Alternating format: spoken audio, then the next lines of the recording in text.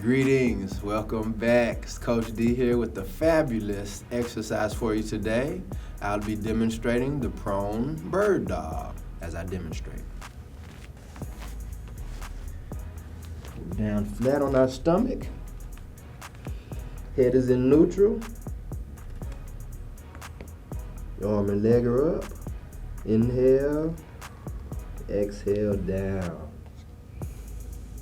You want to keep that neck head down in neutral to keep the spine in alignment. Working on those back muscles. And relax there.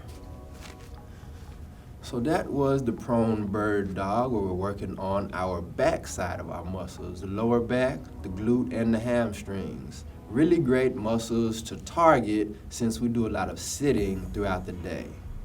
Enjoy this workout and let us know what you think. Thank you.